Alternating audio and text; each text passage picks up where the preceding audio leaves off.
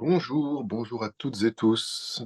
Il est 21 heures, le live est lancé. Je vois qu'il y a déjà un certain nombre de participants. Salut Marc. Salut Adrien, merci pour le lien. J'avais pas fait attention en fait, c'est en haut. Il était en haut à la main.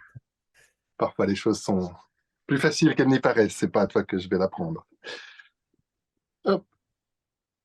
Salut Laurent. Salut. Bonjour Anne-Marie. Salut. Quand vous mettez les vidéos, vous avez droit à un salut Bonjour. personnalisé. Voilà. Salut Pascaline. Ah, qu'est-ce qu'il faut pas faire pour que les gens mettent leurs vidéos? T'as vu,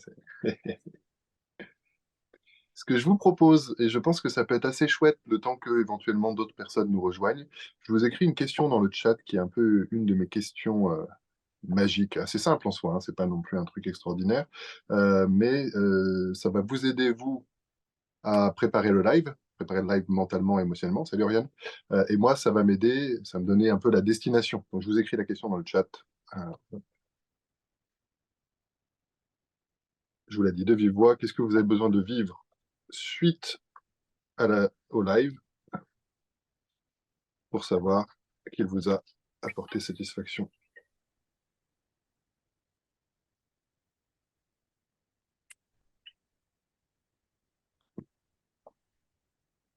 C'est une question que je vous encourage d'ailleurs, salut Aude, je vous encourage en tout cas à tester et à poser en séance quand je fais un entretien préalable.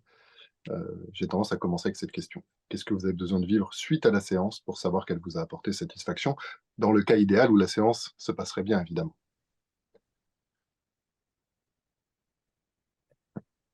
Je vous laisserai me répondre. Vous êtes libre de me répondre soit dans le chat, soit de vive voix. Vous êtes aussi libre de ne pas répondre, bien sûr, hein. On est sur un moment d'échange entre pairs. Le but, c'est que vous soyez dans la justesse et que vous passiez un bon moment.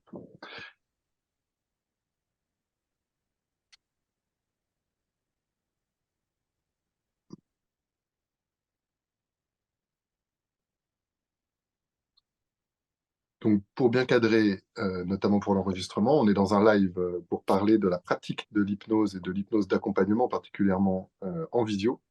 Euh, j'ai quelques idées, j'ai un peu préparé, j'ai un petit peu bossé, ça fait un petit moment que je pratique en visio.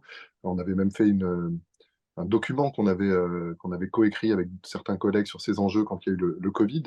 Donc voilà, j'ai quelques éléments, des idées, peut-être des petites propositions à faire pour vous aider à pratiquer. Néanmoins, voilà, plus ce live est vivant, si vous avez des questions, si vous avez aussi, je sais que Marc pratique tellement en visio qu'il hésite à ne faire plus que ça.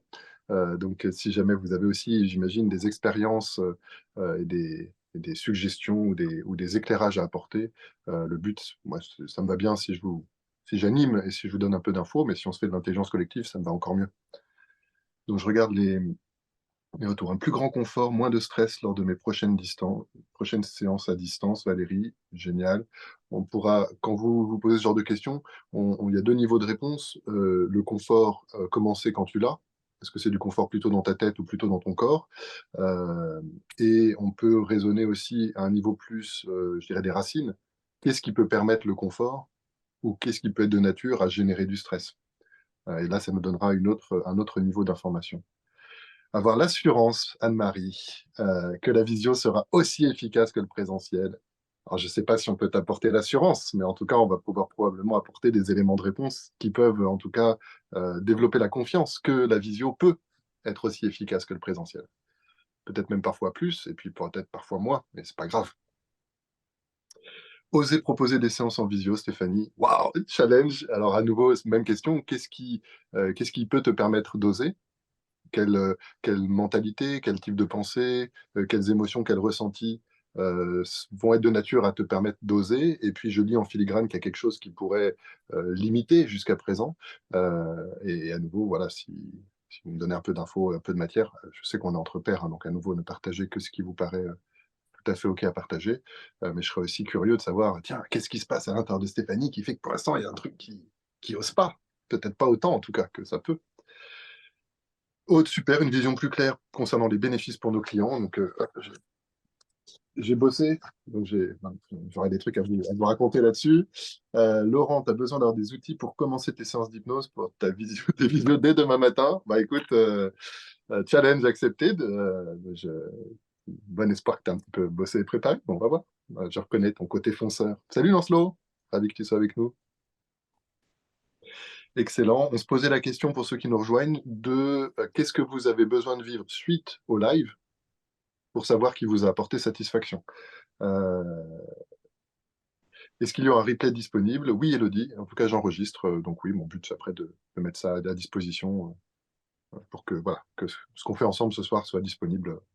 Et puis que si vous avez, pour de bonnes ou de mauvaises raisons, d'autres choses à faire ce soir, que vous vous sentiez libre de faire ce qui est bon. Salut Chantal.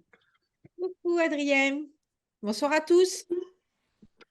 Génial. Ce que je vous propose, du coup, on rentre un peu dans le vif du sujet. Je vous donne les grands axes de ce à quoi j'ai réfléchi. Vous me dites si ça vous plaît, si ça vous suffit. Vous n'hésitez pas à rebondir, à proposer s'il y en a qui ont d'autres idées.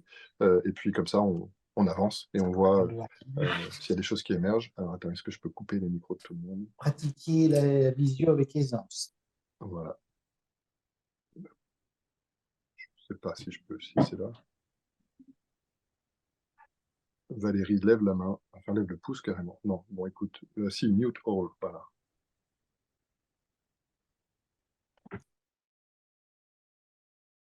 Super.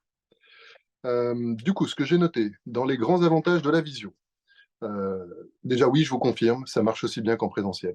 Marc, je crois que tu l'avais dit aussi d'expérience. Alors, aussi bien, j'ai pas fait de stats et c'est hyper dur à faire parce qu'il faudrait comparer une séance en présentiel et puis la même en distanciel avec la même personne et ça, c'est impossible à faire. En revanche, ce dont je peux témoigner, c'est que moi, je pratique en visio depuis avant le confinement, donc au moins 2017 ou 2018. J'ai ma sœur qui vit en Inde, donc je me suis retrouvé à faire des visios avec des gens en Inde, souvent des expats. Euh, Mon ressenti, c'est que mes résultats sont sensiblement les mêmes en présentiel ou en visio. Et pour légitimer ça, j'ai l'impression qu'une analogie ou une évocation peut faire sens. Euh, Imaginez que vous receviez une nouvelle très très importante. Ça pourrait être une nouvelle dramatique, hein, mais prenons plutôt une nouvelle extraordinaire, la naissance d'un enfant dans votre famille, ou vous voyez, une très bonne nouvelle comme ça, que vous la preniez au téléphone, dans un SMS, en lisant une lettre, un petit rouleau de pigeon voyageur. Je veux dire, finalement, peu importe le média, peu importe le moyen de communication, ce qui compte, c'est le fond de la communication. Alors, ça ne veut pas dire que ce sera complètement neutre. Il y a des finesses de communication qui seront plus ouvertes, je dirais, en présentiel, parce que on voit mieux, il n'y a pas de problème de pixelisation, de son, etc. Néanmoins, pour le fond de notre travail, moi, je constate, et je laisserai les autres peut-être rebondir, mais je constate que ça marche très bien et que on arrive à faire passer ces messages. Et d'ailleurs, à aider nos clients à rentrer dans de bonnes hypnoses, dans de l'hypnose de qualité. Il y a même peut-être un paradoxe, c'est que comme parfois on a moins d'infos, j'ai l'impression que ça peut mener à des séances plus épurées. Je vois qu'il y a des petits oui de la tête. Moi, je pratique en anglais et en espagnol. J'aime bien les langues. J'ai un bon niveau. J'ai un niveau pour pratiquer, faire de l'accompagnement. Mais je suis pas bilingue.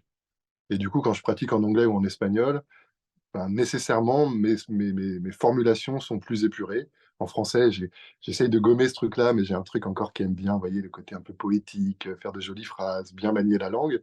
C'est cool, hein, mais je me pose de plus en plus la question de savoir si c'est vraiment au service de nos clients. Ouais, les phrases un peu cash, bien claires, où l'instruction est bien claire, probablement que parfois c'est plus efficace pour nos clients. Donc j'ai l'impression qu'en visio, comme dans les langues étrangères, il y a un truc qui se simplifie, surtout quand parfois le réseau n'est pas optimal ou ce genre de choses. Et du coup, cette simplification, finalement, me semble être au service de nos clients. Euh, Bon, il y a clairement une source de confort extraordinaire pour nous en tant que praticiennes et praticiens. On peut travailler depuis chez nous, les fesses dans notre canapé. Éventuellement, on peut même réduire les coûts, puisqu'il y aura peut-être moins de locaux à louer et ce genre de choses. Euh, et puis, il y a un grand confort pour nos clients, qui eux aussi peuvent être chez eux, éviter les temps de transport, qui dans les grandes métropoles peuvent être vraiment importants. Et je me suis noté aussi cet élément. Allez, je déroule tout le truc, là, on verra. Tant pis, je parle là-dedans. Et puis, s'il y a des envies de réagir, levez la main et faites-le moi savoir. Euh, c'est comme tout, il y a aucune stratégie qui est absolue. C'est-à-dire que les personnes fassent leur séance d'hypnose chez eux, peut être une opportunité extraordinaire, à savoir, tu viens ancrer les bénéfices de l'état d'hypnose et l'état d'hypnose dans un lieu de vie de la personne. Donc, a priori, il va y avoir des associations, hein. Le lieu où elle fait sa séance peut même devenir un ancrage d'hypnose ou d'auto-hypnose. L'inverse peut être vrai, c'est-à-dire que si la personne vit dans un endroit, je ne sais pas, où il y a trop de toxicité dans les personnes, dans le lieu, trop de bruit, etc., on voit que ça pourrait aussi nuire à la séance. Après, pour ceux et celles qui me connaissent, euh, et ceux avec qui on a déjà un peu parlé, je pense à un live précédent, j'ai l'impression quand il y a des difficultés et que les gens vous les apportent dans la séance d'hypnose, ah ben, je suis chez moi, mais j'entends mon mari qui parle trop fort, ou ça me rappelle quelque chose de mauvais qui s'est passé dans cet endroit, j'en sais rien, ça m'est jamais arrivé, mais vous voyez, un scénario du pire, bah, finalement, les gens nous apportent sur un plateau probablement quelque chose d'intéressant à travailler thérapeutiquement. Un peu comme les gens qui ont peur de rentrer en hypnose, ça leur génère une angoisse. Il y a souvent un parallèle entre la difficulté à rentrer en hypnose et puis leur objectif, leur travail de fond. Donc, j'ai l'impression, en tout cas, que le fait d'ancrer l'hypnose ou de pratiquer l'hypnose dans le lieu de vie, ça mérite d'être un peu anticipé. Euh, Ça mérite que les gens puissent avoir prévu soit une pièce où il n'y a pas trop de monde, soit un moment où il n'y a pas trop de monde. Si les gens ont un casque anti-bruit, c'est quand même souvent une bonne idée.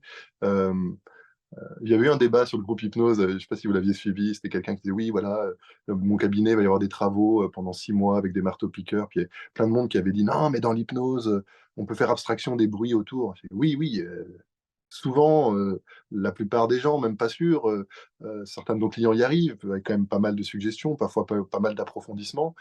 Si tu sais que tu en as pour 6 mois de bruit de marteau-piqueur, que tu t'organises d'un point de vue presque matériel, me paraît pas déconnant aussi pour assurer quand même un maximum de confort. Je suis pas sûr que tout le monde ait la capacité de faire une vraie hallucination négative des bruits de marteau-piqueur qui sont là dans le mur à côté, quoi.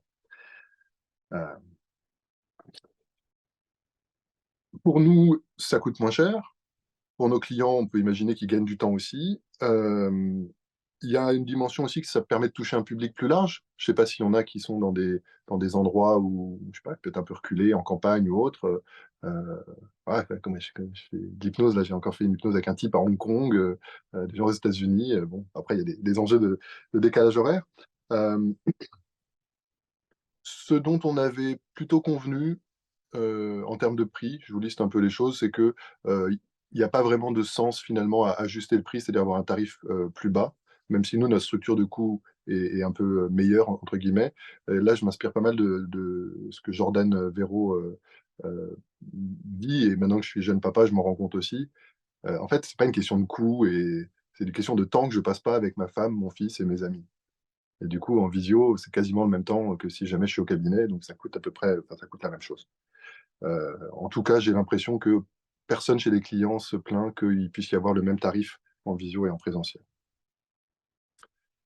Euh, et puis c'est dans l'air du temps.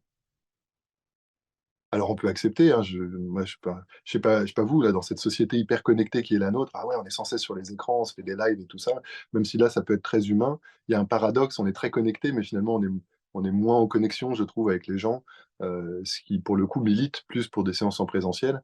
Donc moi ce que je trouve beau et chouette, c'est d'avoir la liberté de pouvoir proposer les différentes options et que les gens s'y retrouvent. Je ne sais pas, Marc, si moi j'irais vers du full visio.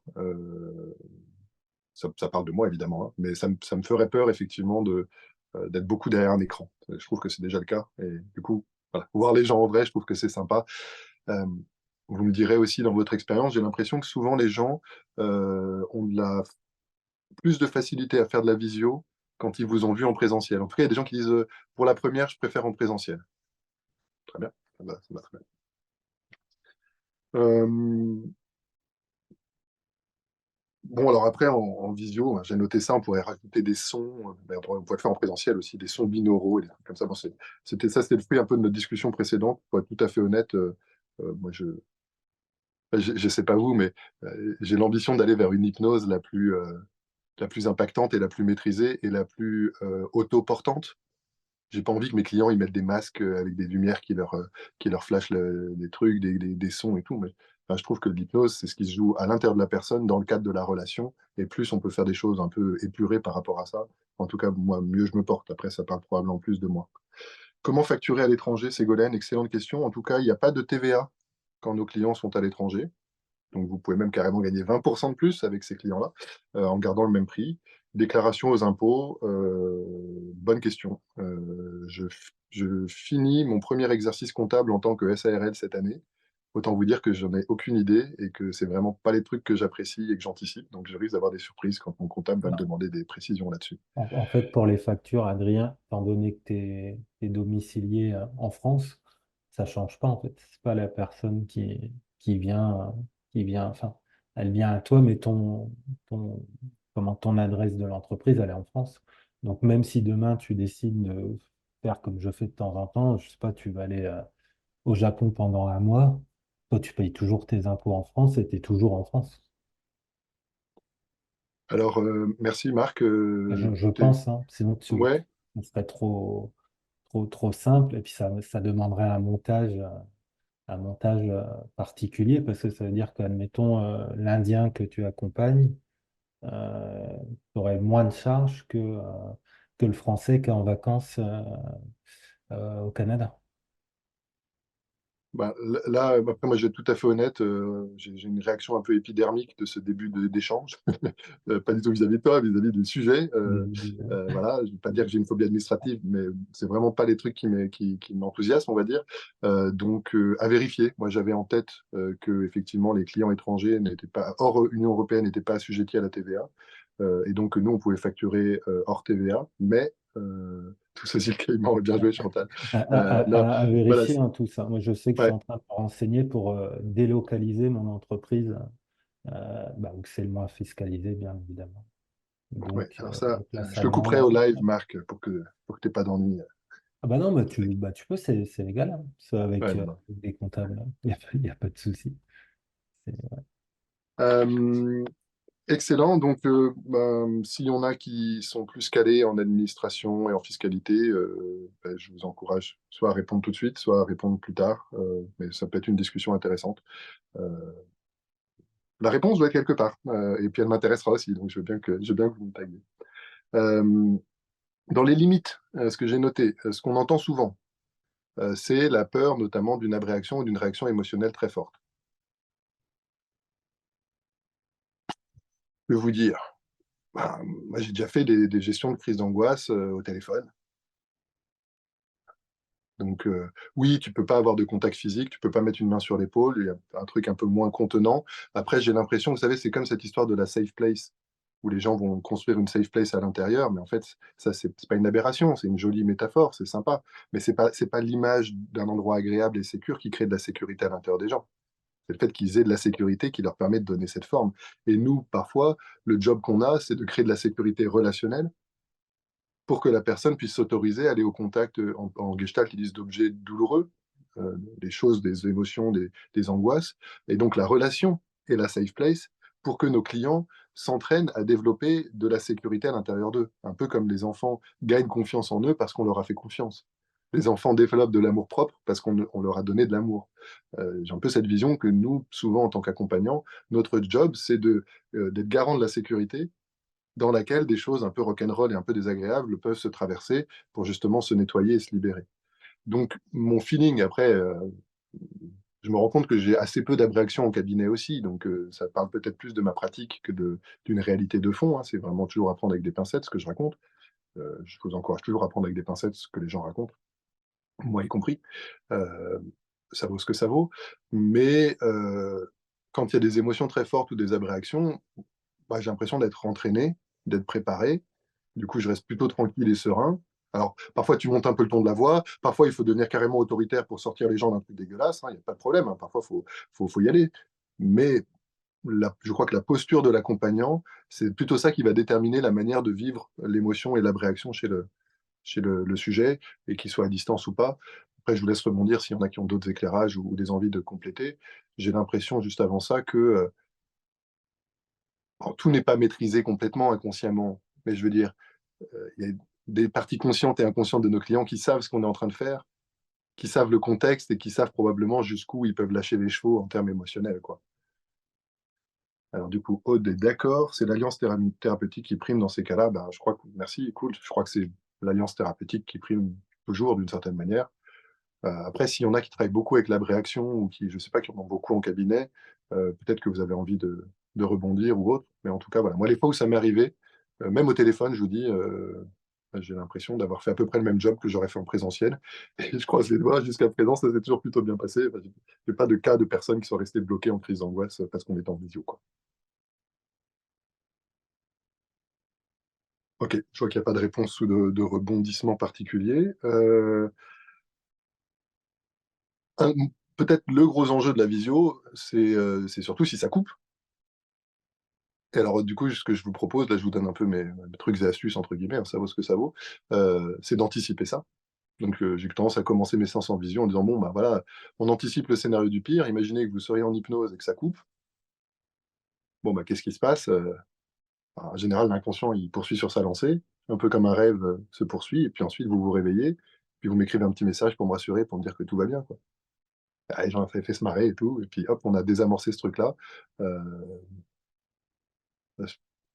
je me rappelle pas que ça me soit arrivé, une vraie coupure. Si, ça m'est arrivé, mais il y a longtemps. J'ai l'impression que maintenant, les réseaux sont quand même plus stables. Euh, il arrive par contre que le réseau soit pas bon, et du coup, on reviendra peut-être sur cette qualité et quantité d'informations qu'on peut avoir, qui est moindre, hein, évidemment. On n'a pas forcément toute la silhouette de la personne, ça peut être pixelisé, ça peut laguer, etc. Euh, ça encourage, je crois, d'autant plus à une hypnose assez interactive, où on peut questionner régulièrement, de temps en temps, bah, qu'est-ce qui se passe pour la personne, comment est-ce qu'elle vit ce qu'elle vit, de sorte à ce que, j'en fais une séance là où, voilà, au bout de 3 minutes, on voyait avec la vidéo, ça allait pas passer, ben, on coupe la vidéo et on fait la séance au téléphone. Et j'espère peut-être qu'il y a des gens qui ne seront pas d'accord avec moi, même ce soir, ou des gens qui écouteront, et on pourra challenger ce que je propose. Je trouve que ça fait grandir. Euh, mais j'ai l'impression que on peut s'adapter à avoir très peu d'informations visuelles. On peut faire une séance au téléphone.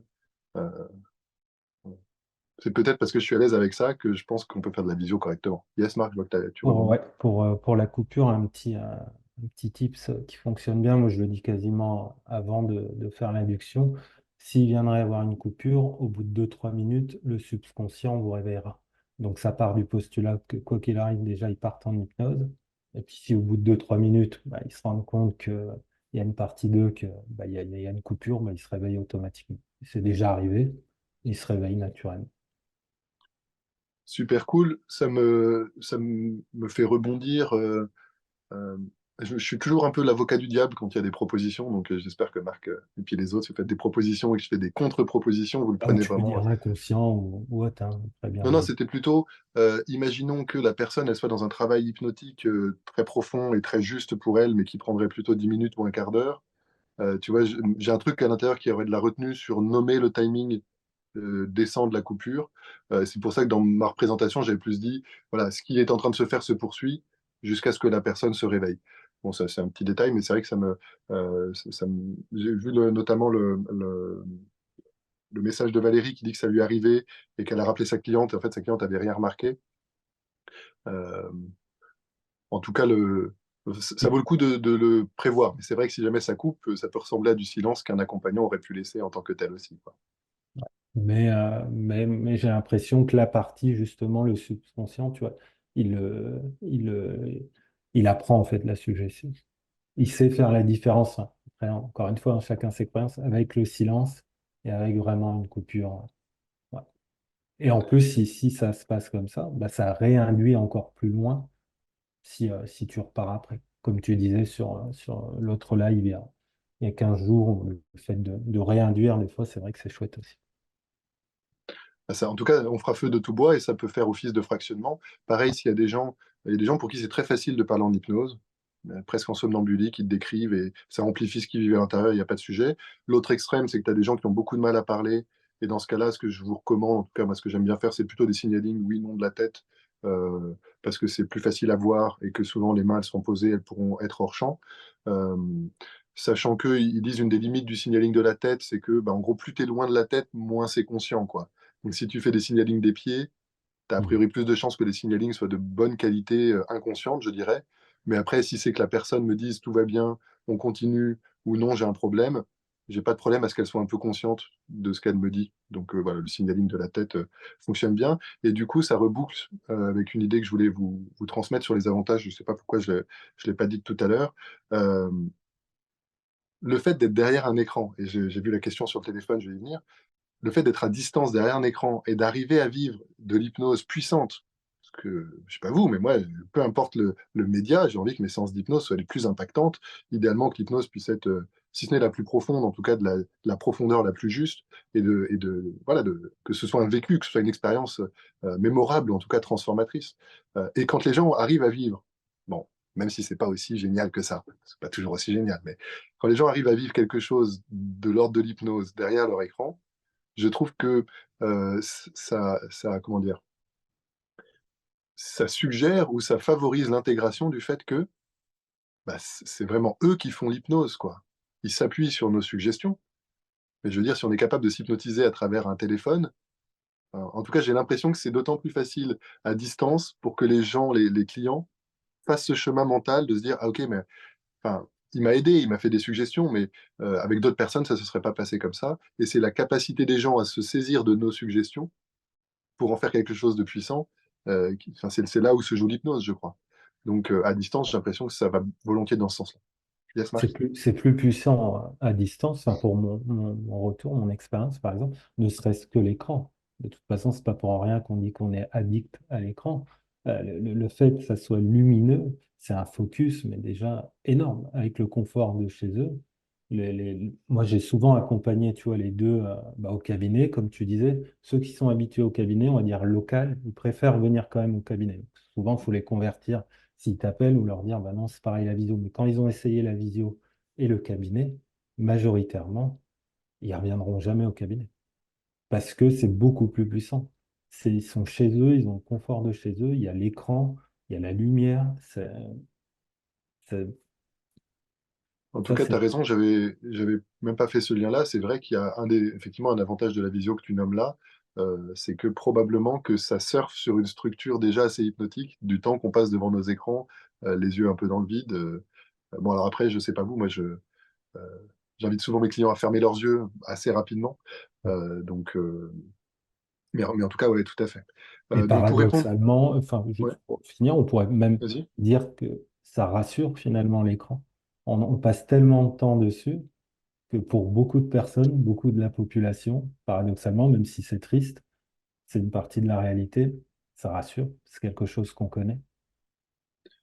Et probablement que c'est une tendance qui ne va aller que en On- s'accroissant, même si peut-être que les futures générations vont mieux s'autoréguler sur les écrans, parce que nous, on a été en première ligne, hein, ceux qui avons vécu, peut-être à moi qui est plus jeune, mais une ère sans Internet, et maintenant, on a tous Internet dans notre poche. Bon, les jeunes qui naissent maintenant et qui grandissent avec ça, on va voir comment ils vont fonctionner, mais en tout cas, c'est clair que probablement qu'il y a déjà une part importante de la population qui est tout à fait bien éduquée à faire de la visio.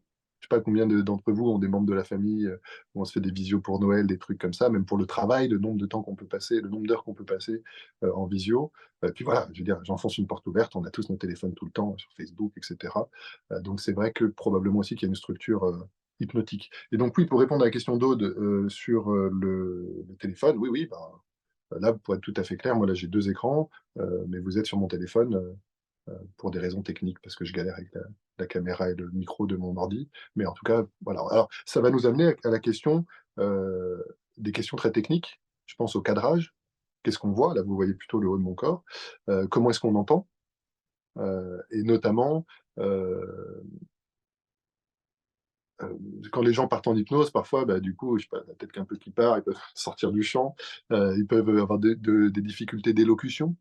Ils vont avoir tendance à maugrer, pas maugrer, mais à marmonner, pardon. Et plus, alors si jamais en plus ils n'ont pas d'écouteurs type AirPod ou etc., où tu as le micro qui est intégré, si c'est le micro de l'écran ou le micro du téléphone ou de l'ordinateur, on peut avoir des difficultés à entendre nos clients.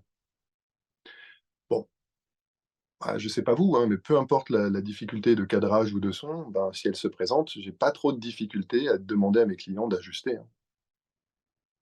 Je sais plus qui disait que enfin, La transe, c'est pas un truc fragile en carton qui va se ramollir à la moindre humidité, quoi. Je veux dire, c'est assez solide ce truc-là. Et je trouve d'ailleurs, même pour rebondir sur ce que disait Marc, que gérer quelque chose de très pragmatique, dire, ah bah écoutez, là vous avez l'air d'être en train de vivre un truc super, par contre, je vous entends plus, je vous vois plus. Donc ce que je vous propose, c'est que soit inconsciemment, soit remettez un peu de conscience, mais revenez dans le champ de la caméra euh, pour pouvoir me dire où vous en êtes avant de repartir. Et du coup, ça pourra faire office de fractionnement. En tout cas, à nouveau, peut-être que ça parle pas mal de moi et de ma pratique, hein. Je peux difficilement parler d'autre chose, mais j'ai très peu de retenue à nommer quelque chose de très pragmatique au milieu de l'hypnose.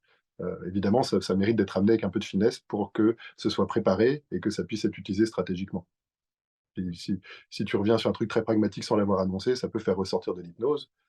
Par contre, si tu le prépares et que tu l'utilises à minima comme un fractionnement, en général, ça se passe vraiment très bien.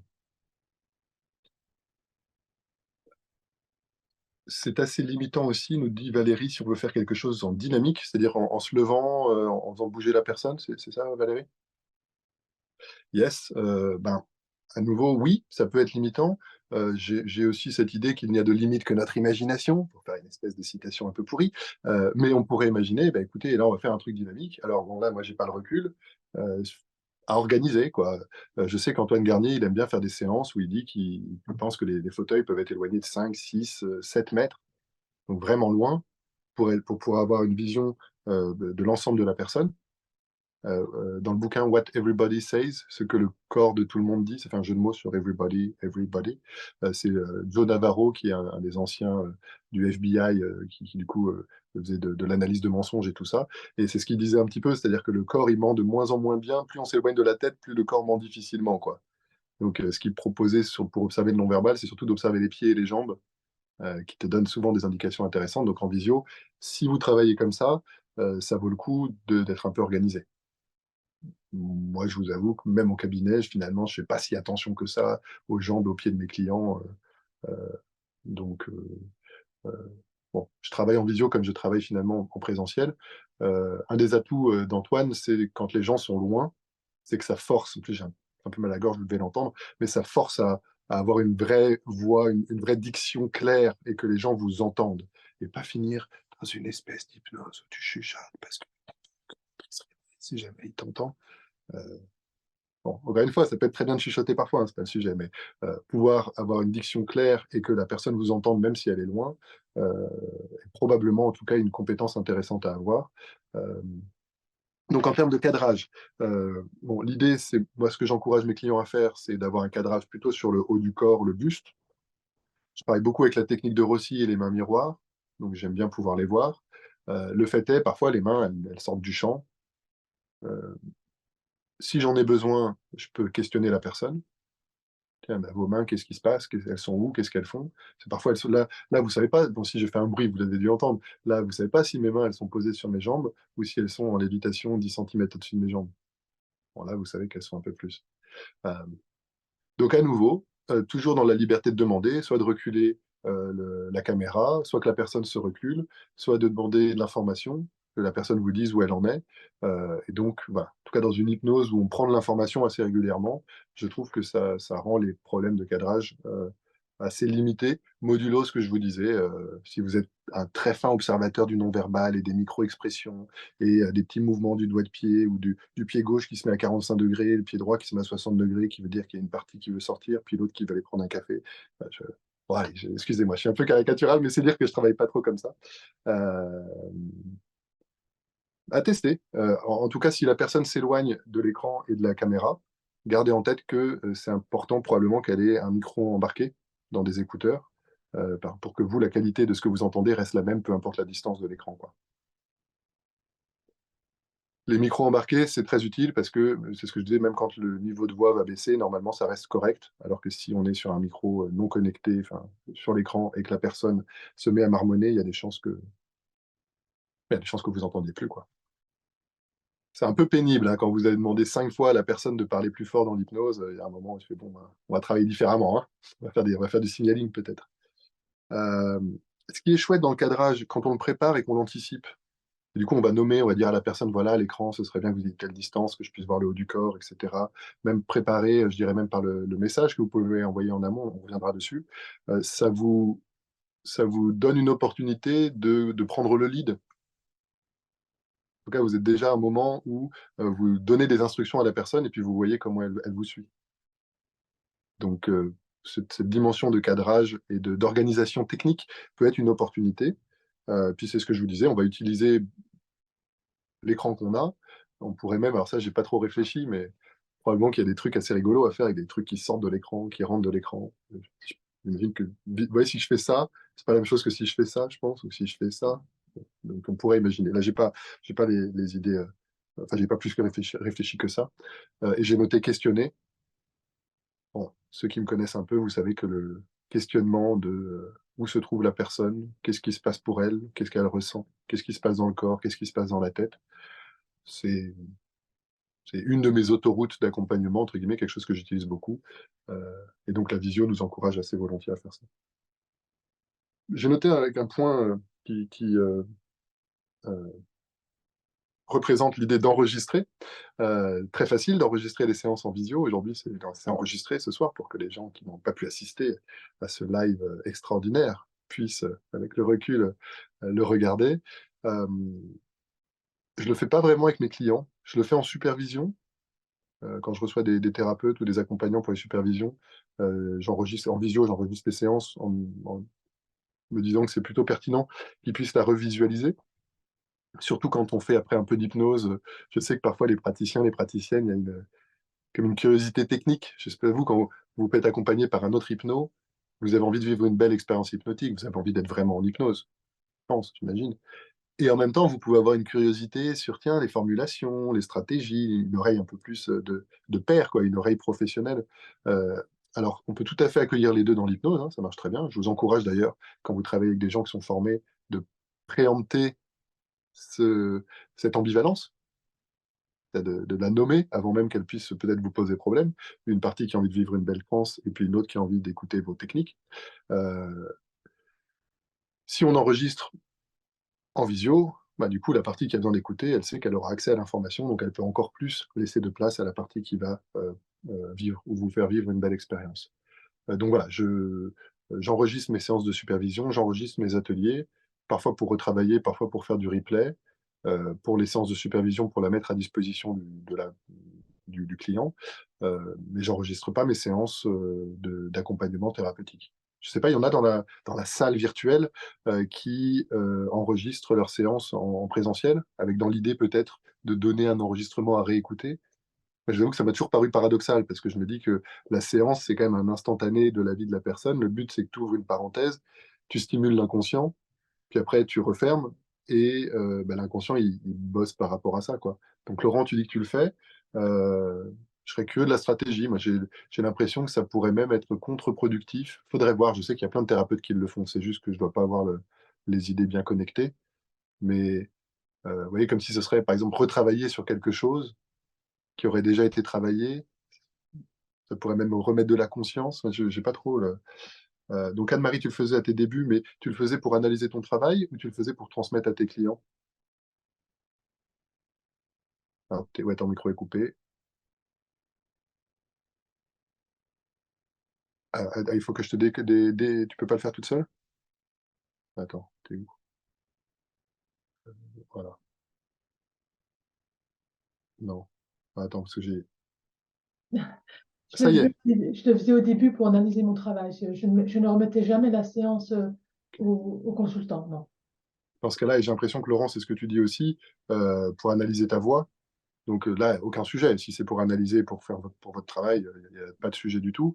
La question que je me suis posée, c'est pour les praticiens qui enregistrent les séances dans la perspective que la personne la réécoute ensuite.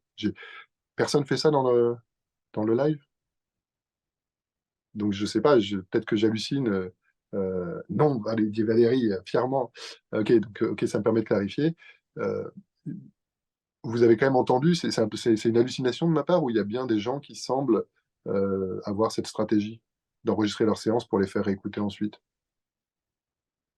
Je sais qu'en sophro, Chantal, et je sais pas s'il n'y a pas des gens qui font ça un peu en sophro, mais si tu fais une séance de relaxation, Bon, ça, tu peux la réécouter autant de fois que tu veux. Par contre, si tu fais une séance de travail thérapeutique, j'ai l'impression, à moins de faire une séance très générique Ouais. qui puisse être réutilisable pour d'autres sujets, bon, je crois qu'en tout cas, La là, on est là. sophro. Dis-nous, Chantal? Oui, tu m'entends? Oui, oui. Oui, oui. Pour la sophro, oui, je fais des séances pour les personnes pour qu'elles puissent écouter leur séance de sophrologie tous les jours. Comme ça marche bien le travail et après, je peux attaquer sur leur thématique. Ça, Mm. je le fais, moi, pratiquement à tous les clients sans problème. C'est juste une sophro de base pour partir en sophro. Voilà. Super, donc en fait, on rejoint un peu ce qu'on disait. Enregistrer une induction sophrologique ou hypnotique, peu importe, plus sur j'imagine, la détente, la relaxation, un moment de bien-être, ça, pourquoi pas, à la limite, ça peut être intéressant. Après, ce que tu dis, c'est que la partie plus où tu fais le travail, là, pour Oui, le coup, c'est OK, tu distingues. Super. ouais, ouais. Je le fais plus en présentiel. Mais je Euh, fais aussi de la visio en sophrologie aussi, autant sur les inductions et sur le changement que la personne veut. cool. C'est pas mal Euh, aussi. super.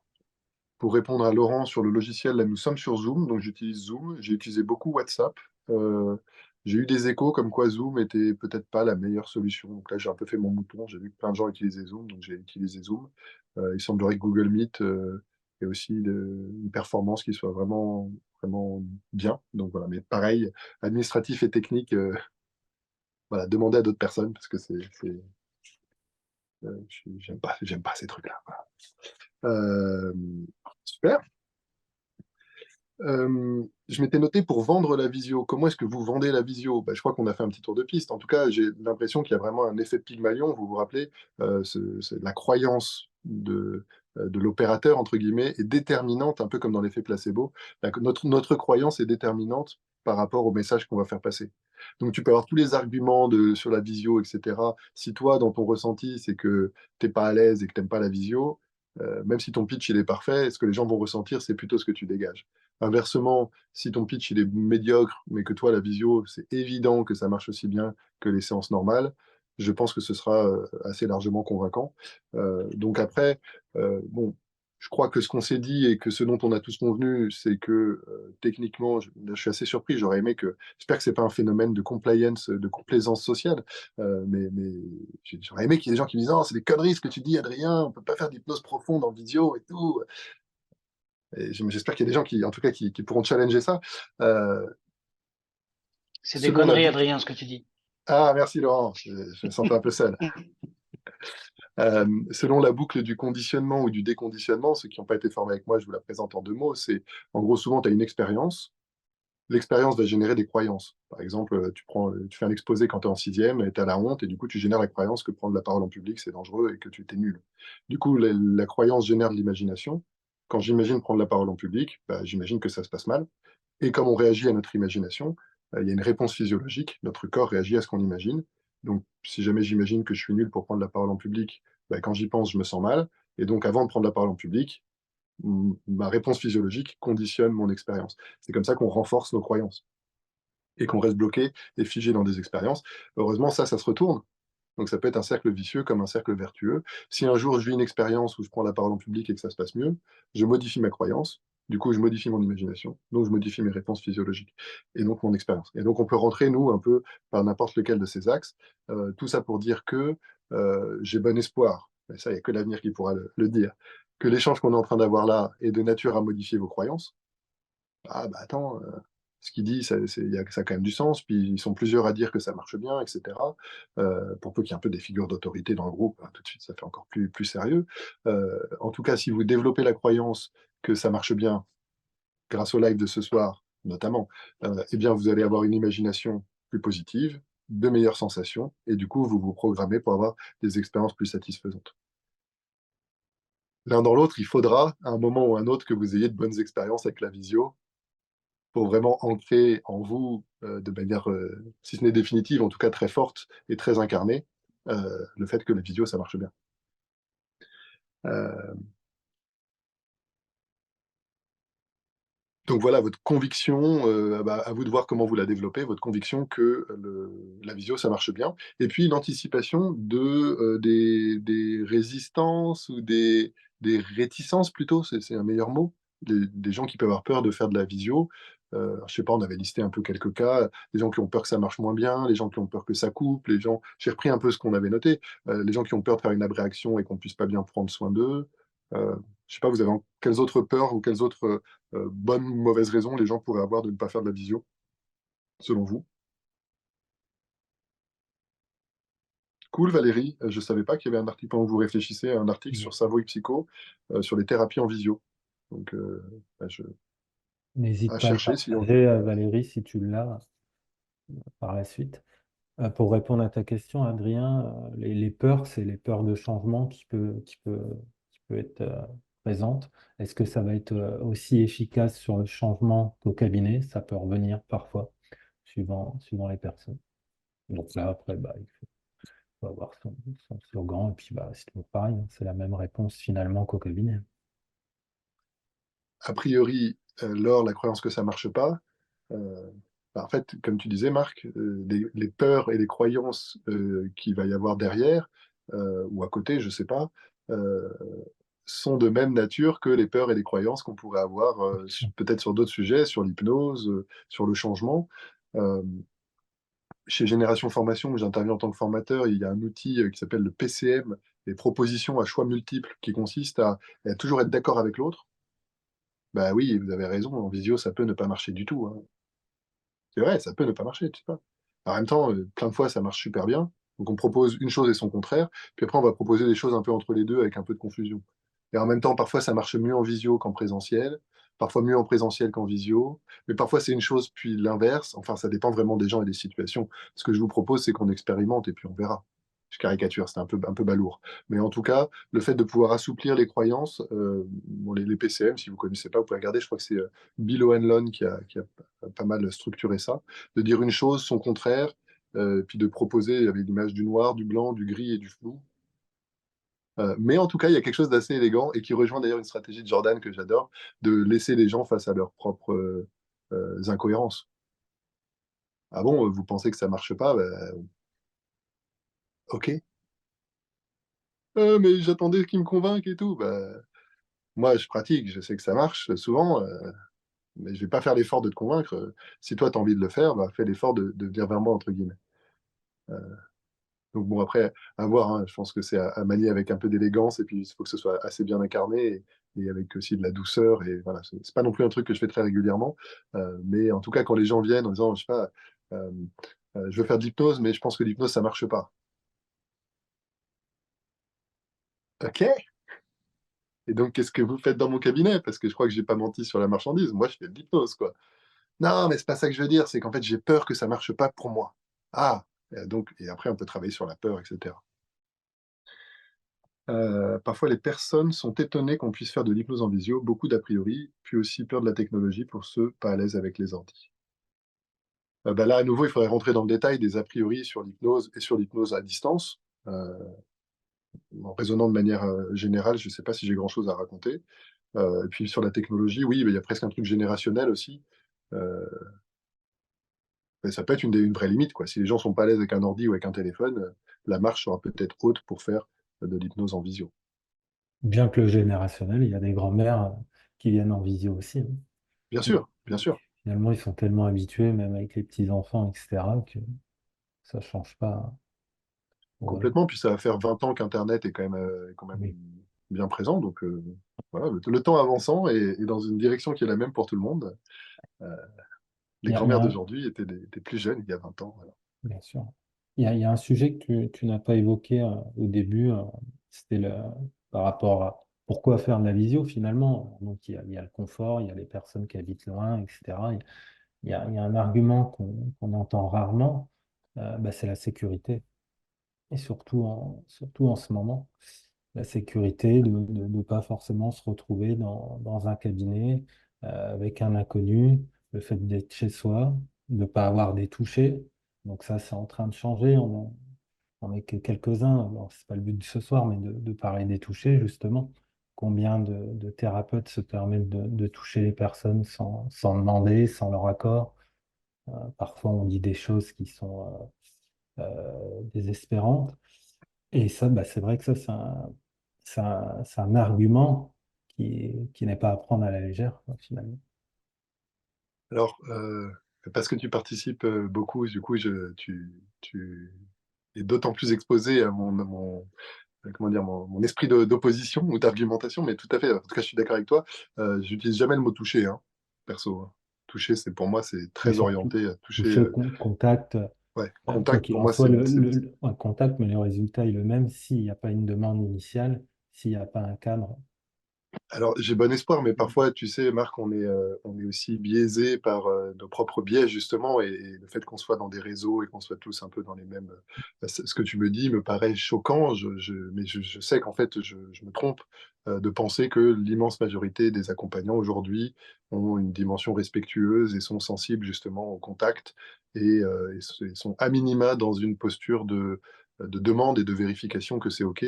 Et puis, c'est comme le consentement, hein. On peut être OK Bien pour sûr. danser, on peut être OK pour s'embrasser, on peut être OK pour rentrer dans le taxi, on peut être OK pour rentrer chez soi, mais on peut être OK, plus OK pour aller plus loin. Et bon, là, nous, en tant que mec, on n'est probablement pas super bien placé pour porter ce message, même si probablement, qu'en tant que mec, il faut qu'on porte ce message aussi. Peu importe. Bon, Mais c'est un autre sujet, mais ça peut être lié justement à cette forme de sécurité aussi, qui n'est pas à prendre à la légère non plus, parce que c'est. Alors, bien évidemment, je ne parle pas d'attouchement, mais ne serait-ce que de rentrer dans un cercle bah, finalement intime. On n'est pas médecin, même les kinés demandent l'autorisation, même en allant voir un kiné, ils demandent avant. Je- on a encore beaucoup de travail à faire là-dessus, mais il faut espérer que ça change. et les gynécos aussi, là, ma femme est de nouveau enceinte, donc il y a pas mal de suivi gynécologique. Et elle a été un peu choquée parce que son gynéco de ville, il est très respectueux, il lui annonce à chaque fois qu'il va faire un geste, est-ce que c'est OK, machin. Puis elle est allée faire le suivi à l'hôpital, et là, la nana, bah, ça a été violent, quoi. Sans rien dire, sans prévenir, sans aucune considération, vraiment côté mécanique. Bon, ça c'est bon. Effectivement, ça nous emmène sur. Mais par contre, il y a un point qui me paraît hyper important dans ce que tu as nommé. Et à nouveau, je n'ai pas d'idée complètement arrêtée. Et je rebondis sur ce que Valérie proposait par rapport aux personnes agoraphobes. Ça peut être à double tranchant. C'est-à-dire, ce que tu disais, Marc, quelqu'un qui aurait des peurs de venir en cabinet. Peut-être que cette peur de venir en cabinet, peut-être qu'elle est annexe. C'est juste quelqu'un qui n'a pas envie de se retrouver toute seule, une femme qui n'a pas envie de se retrouver toute seule avec un homme. Mais peut-être qu'elle peut faire partie de la structure de la difficulté de la personne. Et donc encourager par la visio l'évitement pourrait paradoxalement, en tout cas, je dis pas du tout que c'est le cas, mais j'ai l'impression que ça mérite en tout cas qu'on soit assez lucide sur ce qui se joue derrière. Et pour le coup, sur l'agoraphobie, j'ai fait pas mal de boulot, notamment en m'appuyant sur les travaux de Nardone, Giorgio Nardone, du centre de thérapie brève d'Arezzo. Arezzo, pardon, je parle italien couramment, comme vous l'entendez. Et en fait, il y a un truc assez chouette, c'est que effectivement, c'est dur de travailler avec des agoraphobes parce que par définition, bah, ils ont peur de sortir de chez eux. Et donc, avoir des billes pour pouvoir travailler en visio ou à distance est effectivement une très bonne idée, en gardant en tête que le but, c'est de pouvoir aller jusqu'à la consultation physique, ou en tout cas que la personne puisse sortir. Alors, je vous donne ce petit truc sur les agoraphobes, c'est génial. C'est de Nardone, hein. Il nous propose cette idée. Et donc, tu as la personne au téléphone qui veut faire une séance, mais comment tu fais? Parce que vous êtes agoraphobe, vous pouvez pas sortir de chez vous. C'était avant, je pense, la visio et tout ça. Et donc, ce qu'il propose, c'est de dire, écoutez, vu ce que vous m'avez dit, je pense pas que vous puissiez déjà sortir de chez vous. Donc la personne, là, tu as deux mouvements, hein. Tu as un côté, ah, soulagement. Enfin, quelqu'un qui me comprend, qui me demande pas de sortir de chez moi pour traiter mon problème de pas réussir à sortir de chez moi. Et puis aussi, ça peut activer un esprit de contradiction ou de rebelle. Attends, qu'est-ce qu'il est qui il est qui lui pour me dire que je peux pas sortir de chez moi? Donc déjà, on est en train d'assouplir un peu le système. Et ce qu'il dit, c'est euh, souvent les gens agoraphobes, ils ont tendance à faire deux choses. La première, c'est qu'ils ont tendance à rester chez eux parce qu'ils ont peur de ce qui pourrait se passer dehors. Et du coup, ce qu'on va leur demander, c'est de leur dire, si vous faites ça, c'est normal. Vous êtes agoraphobe depuis 20 ans. C'est pas suite au coup de fil que vous allez vous débarrasser de votre agoraphobie. En revanche, si vous restez chez vous, j'aimerais que vous pensiez à quelque chose, c'est que dans le fond, vous avez le droit de le faire et c'est bien, seulement vous êtes en train d'aggraver votre problème. Pourquoi? Parce que plus tu restes chez toi, plus tu fantasmes ce qui pourrait se passer dehors, Et donc, moins tu es au contact de la réalité, et plus tu es dans ton imaginaire, qui est plutôt négatif. Autre option des agoraphobes, souvent ils sont aidés pour sortir de chez eux.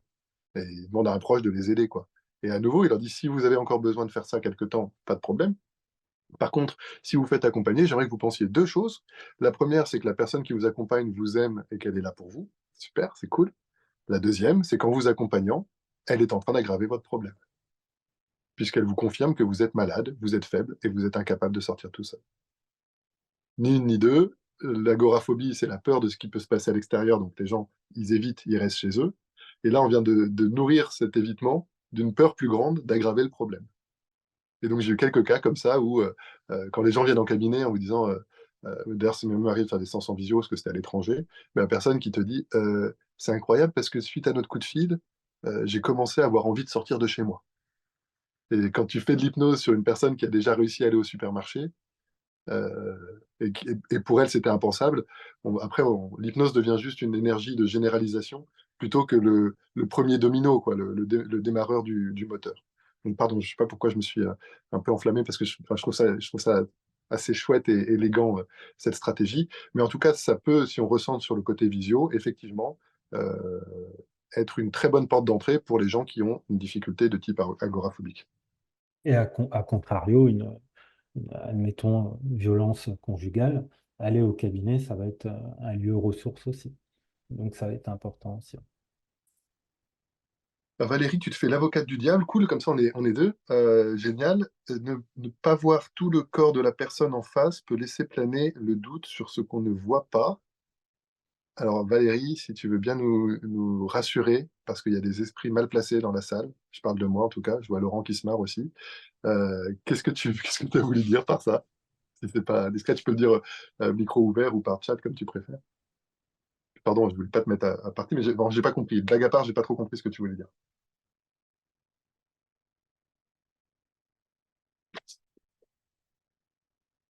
Pendant que tu décides de répondre sur un format ou sur un autre, ou de ne pas répondre d'ailleurs, il y en a qui veulent rebondir. Il y en a qui ont compris ce que ça laisse planer des doutes sur ce qu'on voit pas, c'est que la personne, elle est en caleçon ou elle est toute nue, mais le praticien ou la praticienne ou le sujet? J'ai pas compris quel était le problème. Bon, en vérité, moi aussi, je suis en caleçon, là, c'est bon, c'est pas... Non, je déconne, c'était une blague, ah, ça va. Je suis nu, vous avez vu, non? Du coup, bah, cool, Valérie, j'ai pas compris en quoi c'était un enjeu pour la visio, si tu veux. Si c'est pertinent, on approfondit, sinon c'est pas grave. En attendant que tu rebondisses ou pas, dans les enjeux, moi j'anime pas mal d'ateliers. Donc là, on est un petit peu décalé, mais c'est souvent comme des ateliers d'hypnose ou d'auto-hypnose en visio. Du coup, ça mérite d'avoir un petit point de vigilance. Alors, je sais pas ce que je peux vous dire, c'est qu'aujourd'hui, ça fonctionne bien. Il faut quand même avoir un écran suffisamment large pour avoir quand même un visuel décent sur la plupart des participants. Euh, je ne sais pas pour ceux qui pratiquent des hypnoses de groupe et autres, je trouve qu'il y a une grande souplesse à pouvoir parler au groupe. Et puis quand tu identifies quelqu'un qui dans le groupe, je ne sais pas si tu fais les mains miroirs et il y en a chez qui c'est plus rapide et d'autres chez qui ça met plus de temps, eh bien il y a une grande facilité en présentiel comme en distanciel. Alors là, vraiment, j'ai l'impression de faire aucune différence sur les moments où je parle au groupe et les moments où je vais venir faire une proposition, une suggestion plus dédiée à une personne ou à certaines personnes du groupe.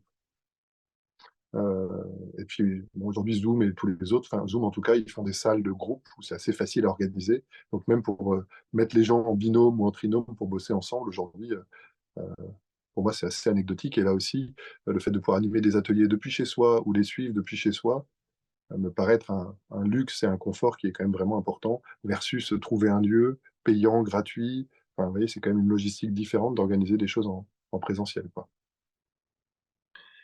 Alors, ok, d'accord. Donc en gros, si je suis un gros bourrin, tu dis la personne, elle aurait peur que l'accompagnant soit en train de faire des trucs obscènes dans la partie non visible de l'écran, quoi. Si cette personne a ce genre de pensée, ce qui peut tout à fait arriver, bah, ça va être hyper intéressant la qualité du lien thérapeutique. Et je vous avoue que j'espère bien que mes clients ne se posent pas ce genre de questions, mais à vrai dire, sur la quantité, c'est pas impossible que parfois il y ait cette question-là. Euh, Probablement que si ça se présentait, ce serait un matériau thérapeutique extraordinaire, quoi. Je vois que vous faites une tête bizarre. Bah ouais, c'est comme je vois pas le bas de votre corps, j'avais peur que vous soyez tenu en train de vous masturber. C'est marrant comme pensée, alors je peux quand même vous rassurer, ouais, tout va bien. Bon, après, je sais pas, ça me paraît un peu extrême, ça m'est évidemment jamais arrivé. Je me demande comment je l'accueillerais, probablement un peu comme je viens de vous le proposer là. Ça dépendra aussi de la qualité du lien thérapeutique. Et blague à part et côté un peu provoque là, que peux venir d'avoir, je rétropédale aussi. Si jamais il y a ce genre d'inquiétude, on peut faire une hypothèse qu'il y a des expériences de vie probablement assez douloureuses en lien avec la sexualité. Donc beaucoup de tendresse et d'accueil et de respect. Voilà. Je ne sais pas si ça répond ou si d'autres ont envie de rebondir là-dessus par rapport à ce que tu disais, Valérie. Inversement, en tant que thérapeute, on peut tomber sur ce genre de client. Ah oui, oui, oui. Alors à nouveau, je sais pas, peut-être parce que je suis un mec, je crois qu'il y a moins de femmes perverses ou salaces que dans notre groupe à nous, des hommes. J'en ai entendu des vertes et des pas mûres pour des thérapeutes femmes, de séduction et de trucs pas cool. Moi, il y a déjà eu de la séduction, ou des choses qui ressemblaient à de la séduction, mais au pire, ça n'a fait que flatter mon ego au cabinet. Je me suis jamais senti en danger. Mais bon, là, à la limite, je préférais que ce soit plutôt des femmes qui s'expriment parce que je sais que moi, là, pour le coup, je peux me faire une idée vaguement intellectuelle, et un petit peu émotionnelle de ce que c'est qu'être une femme dans une société patriarcale, mais je sais que je l'ai pas vécu et que je pourrais jamais m'en rapprocher, quoi. Je fais toujours des réconciliations des parties, Laurent. Ça marche dans tous les cas. Mais effectivement, pour les personnes qui pourraient, pour les thérapeutes accompagnants, donc plutôt accompagnantes, je crois, bah, probablement qu'au moins derrière votre écran, il y a une sécurité absolue versus avoir un homme avec soi en cabinet dans une pièce où il n'y a personne d'autre, quoi.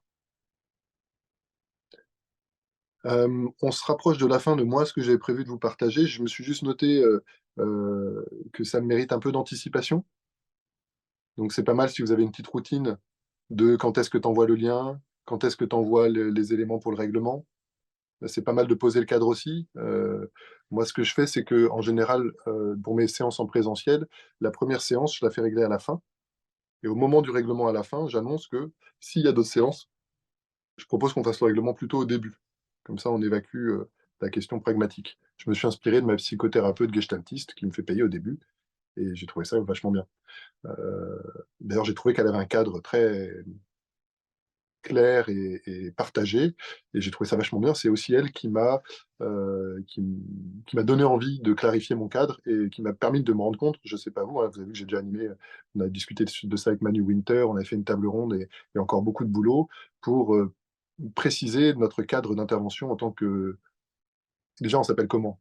Hypnothérapeute, praticien, praticienne en hypnose, hypnologue. Vous voyez que ces termes-là, comment on se définit, va avoir une incidence sur le cadre.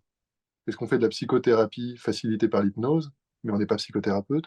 Est-ce qu'on fait de l'hypnose pure, mais comment tu fais si les gens ont besoin de thérapie? Enfin, oui, c'est voilà, ces enjeux de cadre qui sont importants.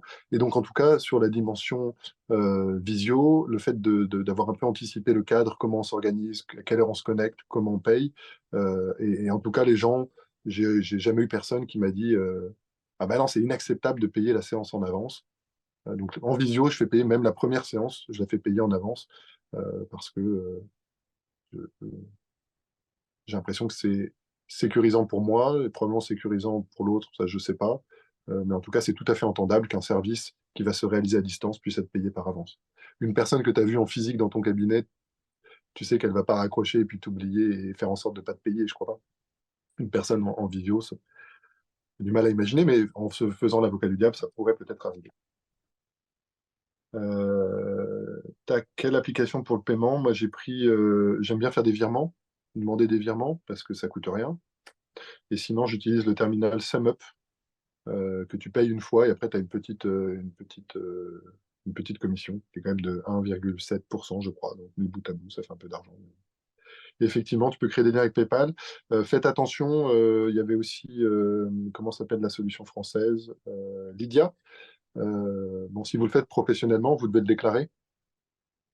chez Lydia, et du coup, vous devez payer. Pareil pour PayPal, c'est gratuit quand c'est entre non professionnels, mais par contre, c'est payant. Ben, PayPal, non, si jamais c'est d'individu à individu, mais si c'est professionnel, oui, et la com, elle est encore plus importante sur PayPal. Et moi, je me suis fait bannir de Lydia, puisque je me faisais payer sur Lydia en le déclarant comme personnel, et quand ils ont vu que j'avais que des virements de 90 euros, ils m'ont banni, tout simplement. Et Manu est en superviseur et t'as fait une mind map de ouf après notre live. Mais faut donner ça, faut partager, Valérie. Génial. Attends, en plus, je dis ça en rigolant, mais très sincèrement, parce que ce truc du cadre, il y a Laurent qui m'a aidé avec ses talents de dessinateur lors du dernier stage chez GF à donner forme à mon système thérapeutique. Et effectivement, si suite au travail qu'on a fait avec Manu, il y a de la valeur qui s'est dessinée sous forme de mind map, je suis preneur. J'ai encore une bête habitude à raisonner de manière un peu linéaire. Je fais des grands 1, grand 2, petit a, et tout ça. Donc, en anticipation, le lien Zoom, la technique, donc tout ce qu'on s'est dit sur l'écran, la lumière, éviter que les gens soient trop en contre-jour, etc. Idéalement, les écouteurs, le micro. J'ai oublié de dire que quand les gens sont aux écouteurs, a fortiori casque anti-bruit, hyper immersif aussi. Et tu mets tes écouteurs dans le métro, tu te mets de la musique, t'es plus dans le métro, quoi. Donc, c'est un des avantages aussi de la visio, probablement. Ça peut créer vraiment quelque chose de très immersif. Et donc, le paiement à réaliser en amont. Euh, Pendant la séance, bon, voilà, noter deux, trois trucs, les fusibles spécifiques. Donc, préparer le fusible, c'est si ça coupe. Donc, je vous ai donné le mien, hein. Si ça coupe, rassurez-vous. Votre inconscient poursuit sur sa lancée, puis vous vous réveillez. Et petite blague, vous me mettez un petit message pour me rassurer. Euh, Ne pas hésiter à faire des recommandations sur la distance, le cadrage, etc. Et puis, même si la personne est en hypnose, bah, si vous avez besoin d'une information et qu'elle est sortie du champ ou que vous ne voyez pas, bah, bon, je serais curieux qu'il y ait des gens qui me disent non, c'est con de travailler comme ça, j'ai l'impression que ça marche plutôt bien, quoi. Euh, et du coup, dans cette idée de pouvoir être à l'aise avec le questionnement et d'installer assez facilement du signaling euh, pour, euh, pour pouvoir communiquer. Alors j'ai acheté faudrait que je me fasse rémunérer, moi je fais du placement de produits, j'ai acheté un ROD micro USB qui a l'air de bien marcher quand il marche, et moi quand je le connecte à mon ordinateur, ça marche mal. Donc là, ça fait 2 mois que je suis revenu à utiliser soit mes AirPods, soit là, j'ai pas de micro, c'est juste le micro de mon téléphone, et vous pouvez me dire la qualité de l'image et du son est correcte. Alors, je peux le faire, ça. C'est mon micro là. C'est pas la voix de crooner hyper grave et très, très ronde, surtout quand j'ai un peu mal à la gorge. Mais voilà, j'ai acheté ça. Parfois, je le mets dans le champ, donc les gens ils doivent avoir l'impression que le son vient du micro, mais en fait, il vient de mon téléphone. Mais c'est vous dire, je suis nul en technique, donc visiblement, c'est des trucs de réglage de zoom et tout. J'ai essayé 3 fois, j'ai pas réussi, et du coup, j'ai opté pour une solution un peu système D. On a fait un tour de piste assez chouette. Je sais pas, vous en êtes où là après ça fait quoi? Oui, ça fait une petite heure qu'on est ensemble. Déjà, ça vous a apporté des trucs. Est-ce qu'il y a d'autres questions auxquelles on n'a pas répondu? Est-ce qu'il y a d'autres expériences? Vous dites, tiens, ça a manqué. Je pense que ça peut profiter aux autres. Voilà, moi, en tout cas, j'ai apporté ce que j'avais apporté, ce que j'avais préparé. Euh, le micro est à vous, si jamais ça fait sens. Puis sinon, on va se dire au revoir. Si, bonne nuit.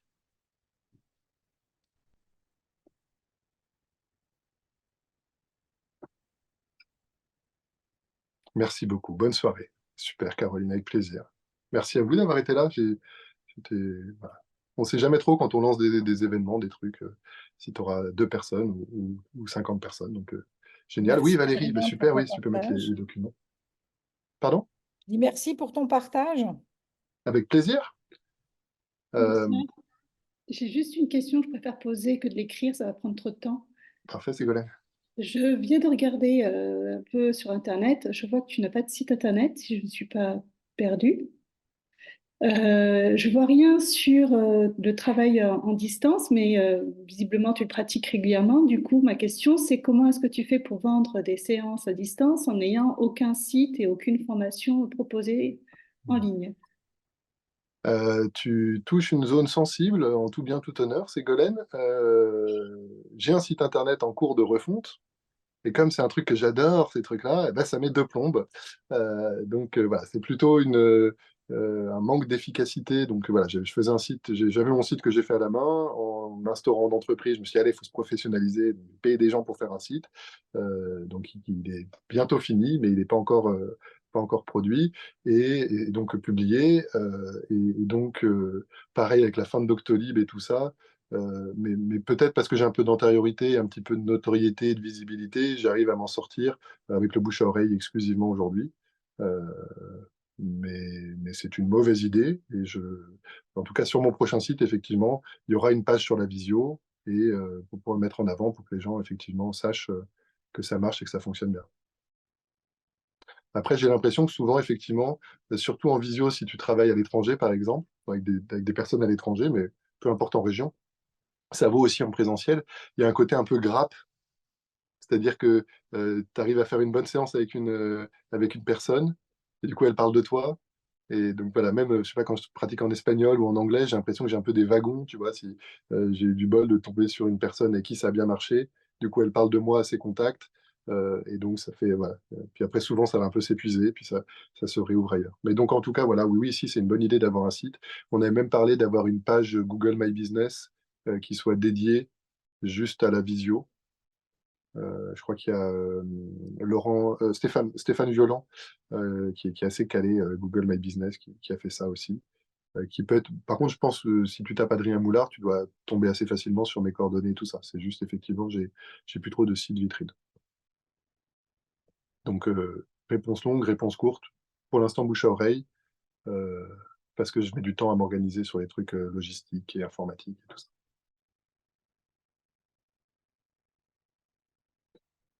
Cool. Bah, si tout le monde a eu ce qu'il était venu chercher, alors je sais pas, oui, là, on pourrait reboucler avec la question du début. J'ai pas retenu les réponses que vous avez données, mais en termes de visibilité, ce que j'ai retenu, avoir une vision un peu claire de comment ça s'organise, et puis avoir plus de confort émotionnel, d'aisance, de conviction dans le fait que vous pouvez pratiquer avec aisance la visio. Euh, vous en êtes comment par rapport à ça?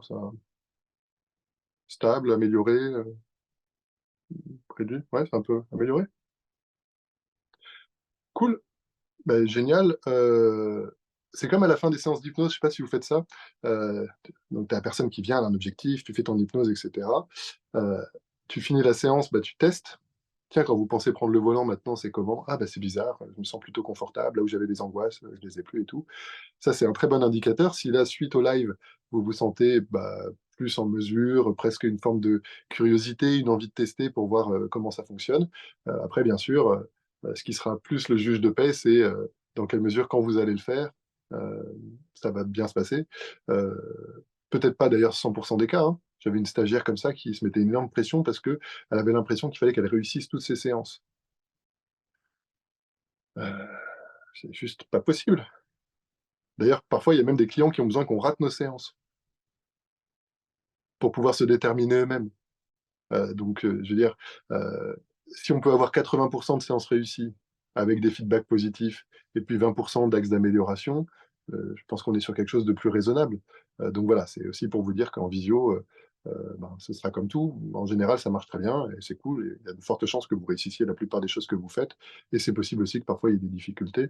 J'espère que en ayant un peu partagé, je dirais, les grands enjeux, les difficultés qu'on peut retrouver, des questions que les gens peuvent se poser, en les ayant anticipées et en ayant apporté des réponses à ça, déjà vous déblayez du chemin toute une partie des enjeux qui peuvent s'éviter par anticipation. Après, je sais pas vous, hein, mais bon, voilà, la vie, il y a plein de choses qu'on contrôle pas, quoi. Donc, bon, je sais pas vers où je vais avec ça, mais ce serait de viser un résultat à 200%, c'est se tirer une balle dans le pied parce que c'est viser quelque chose d'inatteignable, quoi. Donc, Aude, ça te conforte dans ton choix de faire de la visio. Excellent, merci, bonne soirée aussi. Et finalement, Pascaline, ça n'a pas l'air si terrible que ça. Bah, tu as bien envie de te lancer en visio. Bah, écoutez, magnifique. Si ça, voilà, si à minima, ça rend les choses apparemment plus intéressantes et peut-être un peu plus faciles et plus claires, super, Sophie, bah, ça fait chaud au cœur. Euh, N'hésitez pas, par ici, dans les commentaires du replay ou sur les réseaux sociaux ou sur l'événement, j'en sais rien, parce que c'est quand même. Enfin, en tout cas, je serais ravi d'avoir de vos nouvelles. vous veniez m'écrire en disant, ah, Adrien, ça y est, je fais mon atelier en visio et tout, c'était super. Ou tiens, il y a eu ça, j'ai pas su trop comment le gérer, qu'on puisse se faire de l'intelligence collective. Et puis voilà, si vous venez m'en parler à moi sur les réseaux et mettre un message ou un post avec plaisir, et si on peut, voilà, maintenir je trouve cette richesse d'être ensemble, et de faire de l'intelligence collective et voilà, d'avoir des éclairages où parfois on est d'accord complètement, un peu, pas du tout, mais on s'entend bien quand même et on peut être d'accord de pas être d'accord. Euh, En tout cas, voilà, j'ai l'impression qu'aujourd'hui, c'est un peu aussi ma démarche pour ce soir et en général. On a une opportunité avec les réseaux sociaux de pouvoir être ensemble, s'apporter de la richesse quand même très facilement et voilà, et grandir ensemble, se challenger. Moi, je trouve que c'est un truc. C'est quand même assez solitaire, non, le métier de praticien en hypnose, même formateur. Tu vois beaucoup de gens et tu crées souvent des liens vraiment chouettes, presque amicaux et intimes. Mais néanmoins, c'est pas des gens de ta famille, c'est pas des amis, quoi.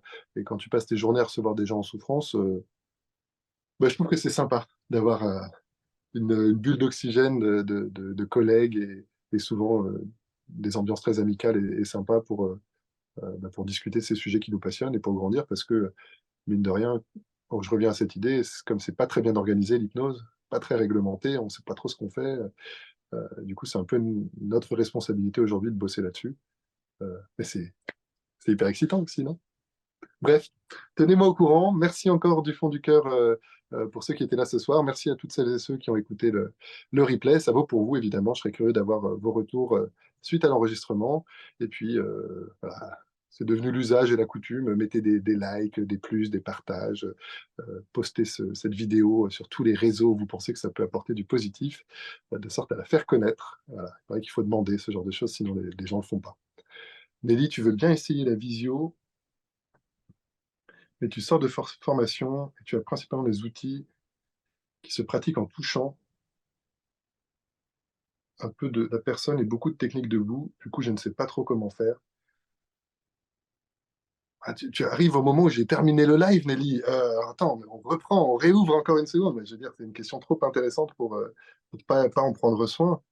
Deux grandes options, Nelly, puis j'ouvre aussi la part. Il y a plein de praticiens, de praticiennes expérimentés là dans la salle, donc intelligence collective.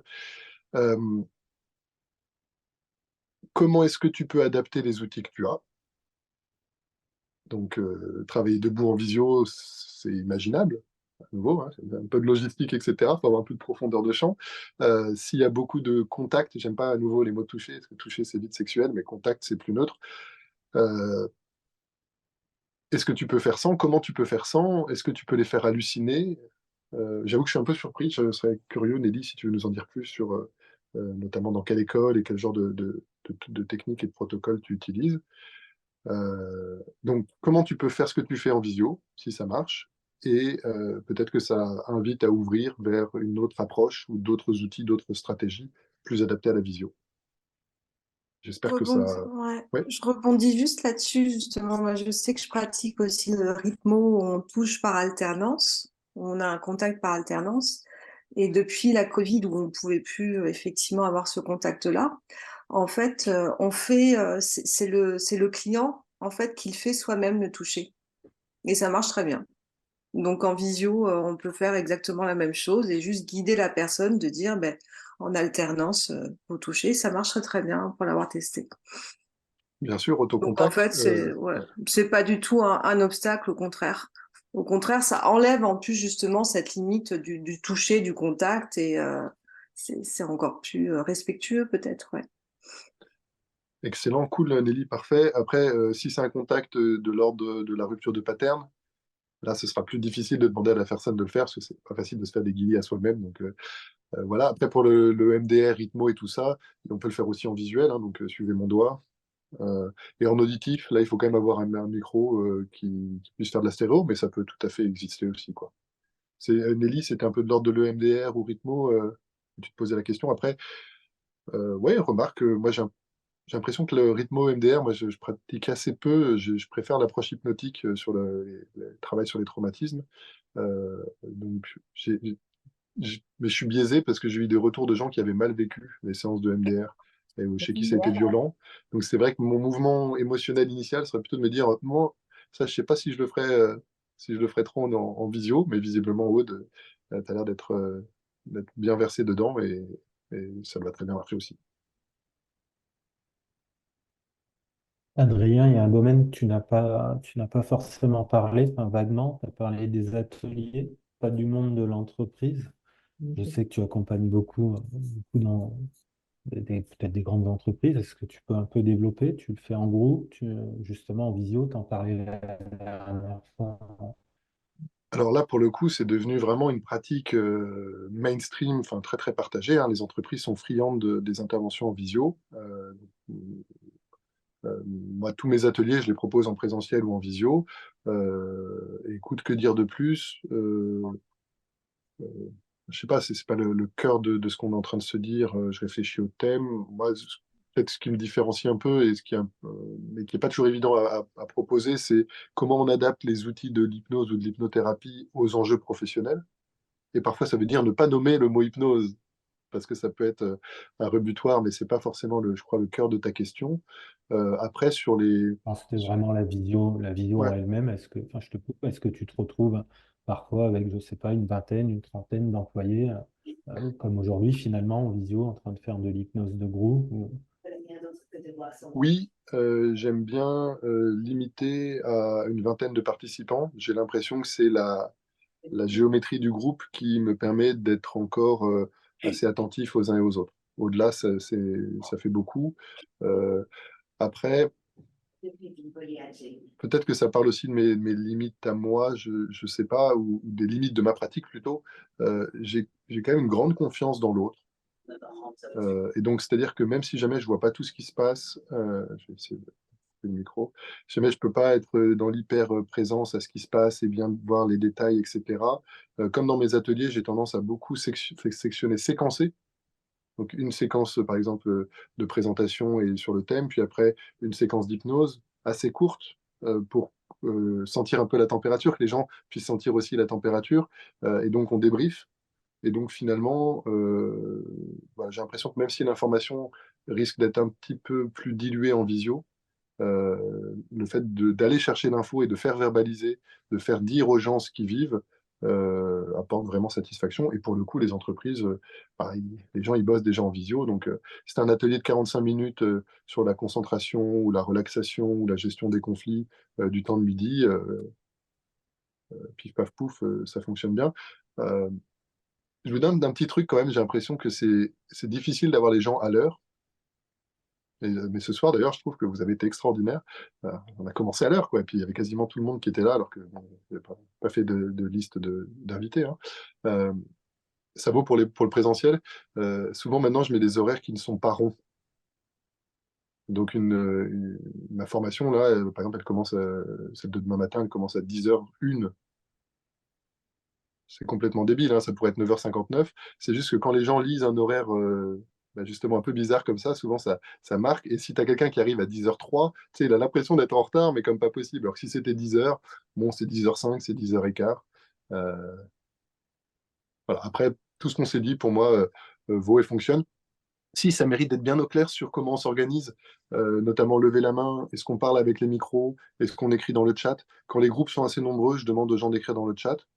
Comme ça, moi, je suis les questions et j'essaie d'y répondre. Quand les groupes sont plus réduits, une dizaine, je trouve qu'on peut encore se parler. Après, au-delà de 10, je trouve que c'est pas évident d'organiser que la parole soit fluide et que l'animation soit fluide. Mais en tout cas, merci Marc. Il y a quand même un petit enjeu de logistique en fonction du nombre de participants, l'espace qu'on peut donner et si on passe plus par des échanges vocaux ou des échanges écrits. Ouais, merci. C'est vrai que c'est un domaine qu'on ne connaît pas forcément, finalement, l'entreprise. Le fait d'être en groupe comme ça change d'une séance individuelle. Après, enfin, si c'est des choses qui vous attirent, enfin, ou vous aimez ou qui vous sentez que ça pourrait être utile, mais qui vous font peur, je sais pas. Moi, je trouve que le groupe, il y a une vie, enfin, c'est quelque chose que j'aime beaucoup. Et donc, je trouve ça complète très bien l'accompagnement individuel. Puis pour développer sa clientèle et se faire connaître, si tu arrives à organiser des ateliers et avoir une dizaine, une vingtaine de participants, tu as toutes les chances qu'il y en ait certains qui viennent après te voir en individuel. Bien Je sûr. pense à un dernier détail aussi, c'est que, et d'ailleurs ça peut se deviser, selon ce terme bien horrible du business, en gros ça peut faire l'objet d'un devis, ça peut se vendre, le fait d'enregistrer l'atelier. Et à nouveau, les plateformes Zoom, etc., te proposent facilement d'enregistrer. Donc ça peut être une plus-value pour les ateliers aussi, de dire, ben voilà, l'atelier qu'on va faire, il sera enregistré. Souvent, parce que c'est difficile d'avoir tous les collaborateurs en même temps. Donc souvent, les entreprises sont friandes d'avoir des gens qui peuvent venir sur l'événement et que le replay puisse être accessible pour tous les autres collaborateurs. Comme ce C'est sera le intéressant cas que pour les gens tu qui les nous écouteront en fasses replay. ce serait intéressant à l'occasion que tu nous fasses justement un live sur ce thème, peut-être avec d'autres personnes qui travaillent dans les entreprises. Parce que bon, là, c'est vrai que ce soir, c'est pas forcément le thème. Bah moi, tu touches ma corde sensible, Marc, en tout bien, tout honneur. Euh, ouais, moi, j'ai l'impression que ce genre d'événement où on peut partager, alors c'est que j'en ai aussi écouté beaucoup, hein, donc euh, voilà, là ce soir je suis un peu en présentation et ça me fait plaisir si je vous apporte des choses. Euh, je sais que j'ai une forme d'expertise et d'expérience, mais je sais aussi qu'elle est limitée et modeste et que dans le groupe ce soir et dans le paysage de l'hypnose, il y a plein de personnes qui font plein de trucs super chouettes. Donc, j'ai écouté beaucoup de lives et beaucoup de podcasts aussi. Mais en tout cas, bah, avec grand plaisir, s'il y a des gens qui souhaitent en parler, l'organiser, on en parle. Si vous avez identifié des gens qui ont un peu d'expérience ou des choses à raconter, moi, plus on est de fous, entre guillemets, plus on rit. En tout cas, je trouve que la table ronde que vous aviez faite justement sur l'hypnose profonde, mis à part le fait que ça manquait de femmes, d'avoir encore 4 mecs qui parlent de l'hypnose, c'était sympa, mais voilà. On est en Mis train à de se part ça, rattraper. en tout cas, ça donne du volume et je trouve que ça nourrit des échanges plus sympas que quand il y a une personne qui présente à un groupe. Donc, ouais, carrément, à organiser avec plaisir. Et j'ai vu, Ségolène, que tu avais réagi, donc carrément. Super. Merci encore du fond du cœur d'avoir été là. C'était une vraie joie. N'hésitez pas, je vous dis, à rebondir, me contacter d'une manière ou d'une autre pour débriefer, savoir ce qui a bien marché, comment ça s'est incarné dans votre vie, dans votre pratique, ou s'il y a des endroits où c'était pas suffisant ou des enjeux qui méritent d'être éclairés. Euh, et puis que ce soit sur ce tableau ou sur un autre, avec grand plaisir de continuer d'échanger, de grandir, d'avancer ensemble. Bonne soirée, merci beaucoup. Merci À beaucoup. très Merci bientôt à toutes Adrien et de ton tous. partage. Salut. Merci Merci. beaucoup.